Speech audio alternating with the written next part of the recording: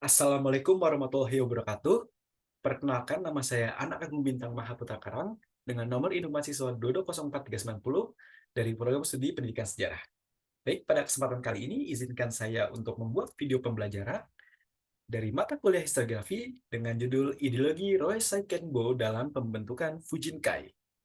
Yang fokus utamanya adalah sepintas organisasi perempuan di masa pendudukan Jepang tahun 1942 sampai 1945. Baik, kalau begitu mungkin kita akan langsung saja mulai. Ya, baik. Sebelum saya mulai menjelaskan materi, mungkin ada beberapa garis besar di sini. Garis besar materi yang akan kita bahas ke depannya, yang akan saya jelaskan. Yang pertama itu adalah ideologi Ryosekenboi dalam pembentukan Fujinkai. Lalu yang kedua adalah Ryosekenbo dan gerakan perempuan di Jepang. Dan yang ketiga adalah pembentukan Fujinkai di Indonesia. Baik, mungkin kita langsung masuk saja ke materi selanjutnya. Yang pertama adalah pembahasan kita, ideologi Ryosekenbo dalam pembentukan Fujinkai. Ya, baik. Jadi ideologi Resekenbo dalam itu adalah sebagai dasar pendidikan perempuan. Perempuan dimaksud sini adalah perempuan-perempuan Jepang pada saat itu. Jadi ini dimulai dari kerangka modernisasi pemerintahan Meiji pada 8 September 1872 yang mengumumkan secara resmi Gakusei. Apa itu Gakusei? Yaitu suatu sistem pendidikan modern yang mewajibkan semua anak, baik laki-laki maupun perempuan, untuk menempuh pendidikan dasar 4 tahun secara formal di sekolah-sekolah. Nah, hal ini merupakan suatu langkah maju bagi dimulainya pelaksanaan sistem pendidikan modern di Jepang, yaitu suatu langkah yang merefleksikan bahwa para pemimpin baru Meiji mengerti sumber-sumber utama kekuatan Barat. Nah, jadi lalu kita masuk pembahasan yang kedua, yaitu Prameiji. Bagaimana kondisi Jepang pada saat sebelum Meiji, gitu kan?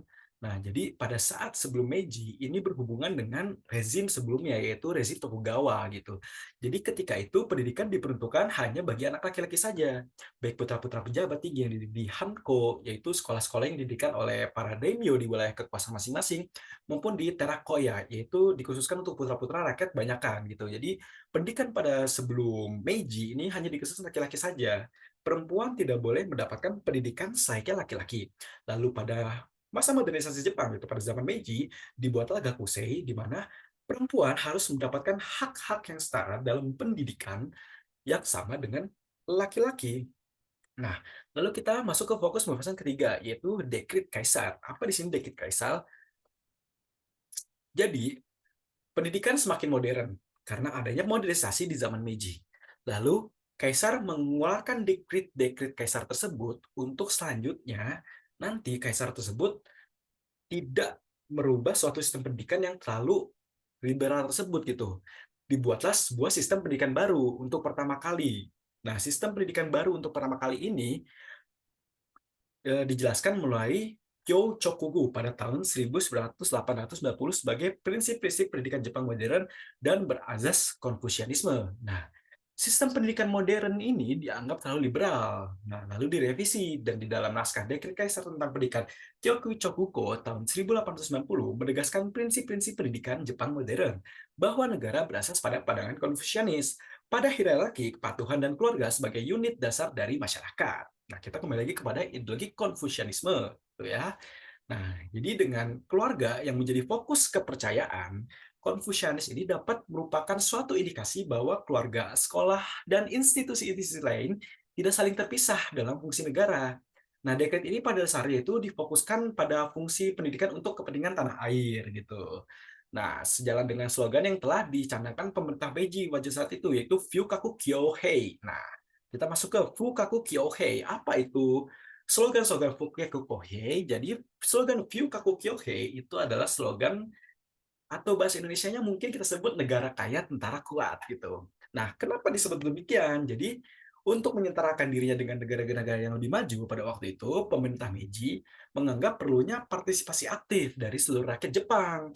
Untuk masuk tersebut, pemerintah membuat suatu peraturan keluarga yang menempatkan ibu dalam peranan sentral untuk mendidik dan membesarkan anak. Nah, jadi Lebih jauh lagi, pemerintah pada saat itu berkeyakinan bahwa perempuan merupakan faktor utama di dalam perkembangan dan kemajuan suatu bangsa. Nah, berarti di sini dapat disimpulkan bahwa Jepang pada saat itu sangat menjunjung tinggi perempuan ya pada zaman Meiji terutama ya. Sementara pada era Tokugawa pada saat itu Jepang kurang memandang perempuan dan perempuan itu tidak mendapatkan hak yang setara dengan laki-laki gitu ya. Oke, baik kita masuk ke slide selanjutnya. Nah, di sini kita dapat lihat bahwa pemerintah ini membuat suatu peraturan tadi tentang keluarga, tentang meletakkan ibu dalam peran sentral untuk mendidik dan membesarkan anak gitu. Nah, tapi dalam sistem yang baru melalui dekret presiden tersebut yang membuat konfusianisme ini dimodifikasi sedikit, itu ada suatu identifikasi gitu. Identifikasinya adalah bahwa negara itu keluarga. Lalu dimungkinkan para negara-negara itu memakai pendekatan-pendekatan emosional keluarga dalam pelaksanaan tugas-tugas negara gitu. Nah, jadi ini tuh proses untuk perubahan ideologi atau ideologinya berubah menuju ideologi keluarga gitu, yang merupakan bentuk singkat dari metafora negara keluarga dengan akibat mensucikan lembaga negara, suatu negara gitu ya. Oke, kita masuk ke selanjutnya. Nah, jadi ini adalah wanita-wanita Fujinkai dulu waktu pada zaman Jepang ya. Mungkin sebelum saya jelaskan tentang Fujinkai atau tentang yang lebih jauh lagi, saya akan memberitahu fokus bahasan kali ini gitu ya. Jadi fokus bahasan kita kali ini adalah mengenai pembentukan Fujinkai gitu pada zaman Jepang menduduki Indonesia gitu. Jadi fokus bahasan kita adalah mengenai ideologi Ryosei Kenbo gitu. Apa sih ideologi Ryosei Kenbo? Dalam pembentukan Fujinkai itu sendiri dan apa sih yang dimasuk ideologi di sini itu apa gitu. Jadi nanti untuk kedepannya akan dijelaskan mengenai lanjut apa itu Ryosei Kenbo, apa itu Fujinkai dan kaitannya dengan Indonesia apa gitu ya. Oke, baik. Next. Nah, kita mulai bahas tentang kelahiran Ryosei Kenbo. Jadi kelahiran Ryosei Kenbo ini ada dua makna gitu, mau baik secara harafiah atau secara eh, tadi pemisahan kata ya. Jadi kalau secara harafiah, Ryosei Kenbo itu adalah istri yang baik atau ibu yang bijaksana dan merupakan suatu konsep moral untuk menggambarkan perempuan ideal berdasarkan pemikiran Konfusianisme.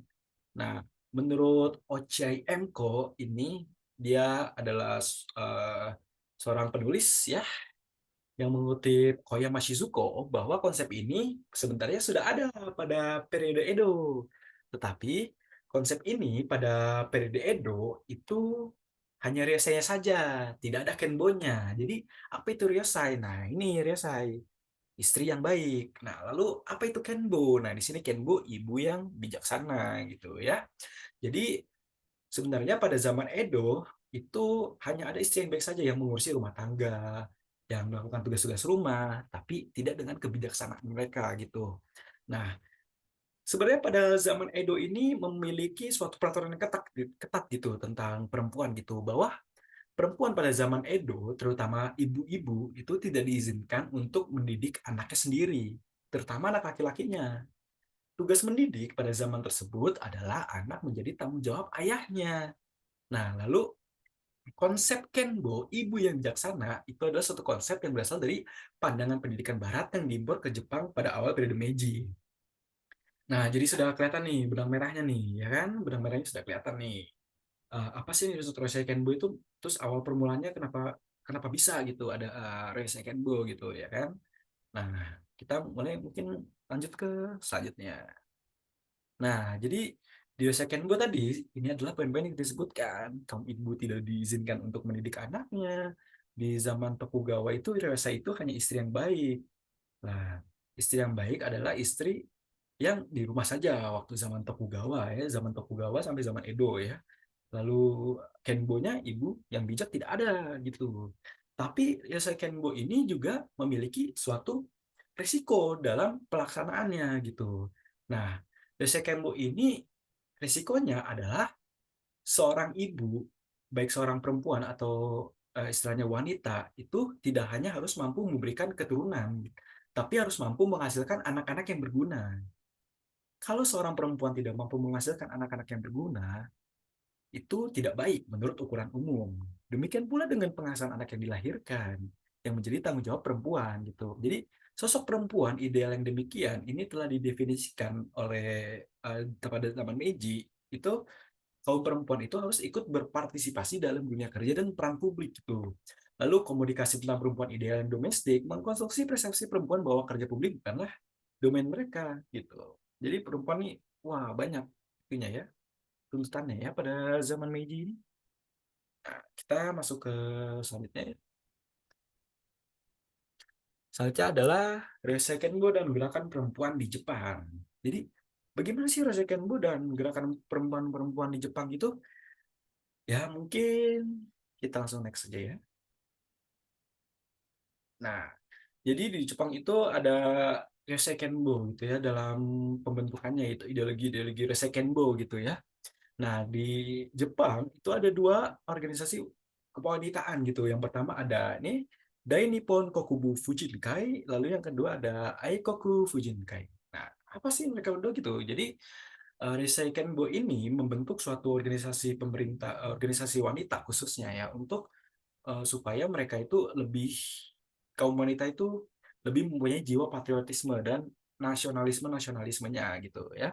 Nah, jadi dalam menghadapi kebijakan pemerintah yang diskriminatif gender yang disimbolkan melalui ideologi Roy Second tadi bahwa wanita banyak tuntutannya, ini muncul gerakan-gerakan emansipasi perempuan gitu. Nah, gerakan tersebut ini dimotori oleh ada tokohnya seperti Fukuda Hideko, Kishida Toshiko, Kita Kusunese, dan lain-lain ya. Yang diantaranya ini mereka ini terlibat dalam Jiu Minken Undo, yaitu gerakan demokrasi di Meiji pada zaman Meiji ya. Nah, gerakan-gerakan tersebut ini subur, tapi ditindas pemerintah. Tapi dan gerakan perempuan-perempuan lainnya pada periode Taisho dan Showa gitu. Nah, lalu setelah periode Meiji, ada beberapa organisasi pemerintah, organisasi kewanitaan yang sebenarnya didukung oleh pemerintah. Nah, salah satunya adalah Dai Nippon Kokubu Fujinkai, dan salah satunya lagi adalah Aikoku Fujinkai. Ya. Nah, aku mau mulai. Nah, setelah itu dibentuklah nih ya kedua organisasi yaitu dari Nippon Kokubu Fujinkai dan Aikoku Fujinkai gitu. Nah, organisasi perempuan ini didukung cukup besar nih oleh Jepang, pemerintah Jepang gitu. Jadi apa sih Dai Nippon Kokubu Fujinkai? Jadi dalam bahasa Indonesia itu Dai Nippon Kokubu Fujinkai itu adalah Asosiasi Perempuan untuk Pertahanan Negara. Ini dibentuk pada tahun 1932 tidak lama setelah terjadi insiden Manchuria gitu. Organisasi ini merupakan organisasi pengembangan dari Osaka Women's Association gitu yang pada dibentuk pada tahun 1932 gitu. Lalu sebenarnya ada pendahulunya sebelum Dai Nippon Kokubu Fujinkai yaitu Aikoku Fujinkai yang dibentuk pada tahun 1900 sekitar 1908 atau 1934 gitu. Yang bernama asli ini adalah uh, perempuan-perempuan nasionalis gitu lah istilahnya ya. Jadi sebelum ada Dainippon Kokubu Fujinkai ini ada Aikoku Fujinkai gitu. Nah, kemudian organisasi-organisasi ini tiba-tiba melebur dan dijadikan satu oleh pemerintahan Jepang. Nah, disinilah titik serunya nih. Nah, di sini mereka melebur menjadi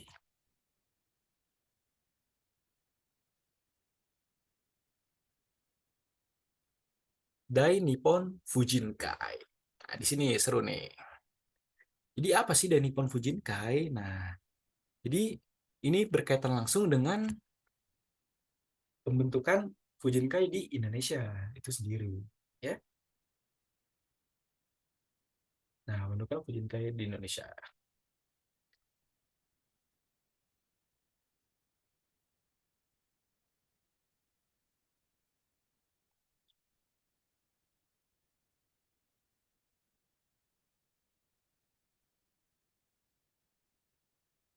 Oke, kita lanjut mungkin. Nah, sebenarnya di Indonesia sendiri itu ya sudah ada sebentar, dan melek.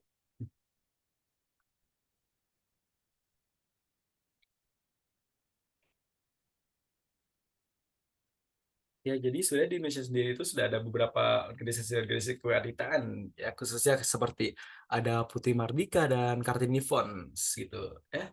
Nah, mereka nih termasuk salah satu pionir pergerakan gitu di Indonesia, ya. Jadi sejarah awalnya gitu, gerakan perempuan di Indonesia ini menunjukkan sedikitnya kemiripan dengan gerakan perempuan di negara-negara yang pernah mengalami penjajahan oleh negara-negara Barat gitu. Meskipun gerakan perempuan ini masih bersifat individual di Indonesia ya dan baru muncul di permulaan abad ke-20. Namun gerakan perempuan ini tetap terus berjuang, tak pernah surut gitu. Seperti tokoh-tokohnya mungkin yang berjuang dengan kemerdekaan Indonesia ada Nyi Ageng Serang, Marta Krisnayati AHU, Cut Mutia, ataupun seperti contohnya Cut Nyadin gitu. Walaupun perjuangan mereka melawan pendudukan Belanda sedikit gagal, namun perjuangan kaum perempuan ini adalah suatu jejak dan inspirasi gitu bagi kaum perempuan di generasi-generasi kemudian gitu. Lalu ada tokoh-tokoh pendidikan seperti Dewi Sartika pada tahun 1904 mendirikan sekolah istri gitu sebagai sekolah pertamanya. Lalu ada organisasi Putri Mardika yang di sini Putri Mardika. Lalu ada Kartini Fonds gitu, sekolah keutamaan istri juga ya. Lalu selanjutnya nih yang tak kalah penting ya ada sekolah keutamaan istri dan juga kerajinan amat setia gitu ya. Jadi ini tuh berawal dari para wanita disadar akan mereka harus setara dengan perempuan gitu. Nah, sebenarnya sifat-sifat organisasi yang dijelaskan sebelumnya itu masih bersifat sosial dan kultural gitu. Yaitu memperjuangkan nilai-nilai baru dalam kehidupan keluarga dan masyarakat gitu. Dan mereka ingin mempertahankan ekspresi kebudayaan asli maupun aspek-aspek kebudayaan baru yang sesuai gitu ya. Nah, jadi organisasi-organisasi ini berasal dari juga pembentukannya sebagai ideologi Fujinkai sendiri itu ya para wanita Jepang yang memilih bergerak di Indonesia gitu ya. Nah,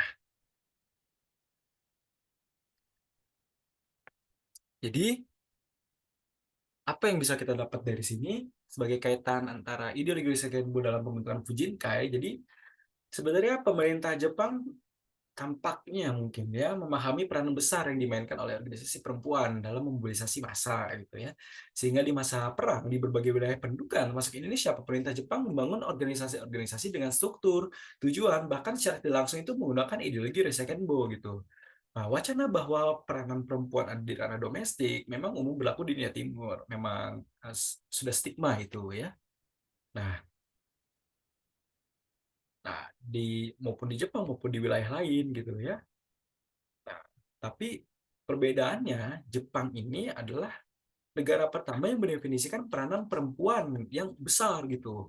Bahkan melegalkan melalui Meiji Minpo gitu ya, sehingga pembangkangan perempuan dari tradisi yang dilegalkan secara hukum adalah bentuk pelanggaran hukum dengan konsekuensi sanksi-sanksi tertentu gitu. Hal inilah rupanya yang diterapkan dalam pembentukan Fujinkai di wilayah-wilayah pendudukan Jepang, termasuk Fujinkai di Indonesia dengan membuat peraturan-peraturan yang harus dilaksanakan oleh kaum perempuan yang berhubungan dengan dalam Fujinkai yang semuanya dilakukan untuk kepentingan negara atau pemerintah kolonial pada waktu itu ya. Tentunya hal ini berbeda dengan organisasi perempuan yang ada pada masa sebelum pendudukan Jepang di Indonesia ya. Nah, ini sifat para Fujin kayak di pergerakan di Indonesia ini sebenarnya diwarnai dengan isu pergerakan nasional, independen, lalu isu-isu yang berkaitan dengan masalah perempuan.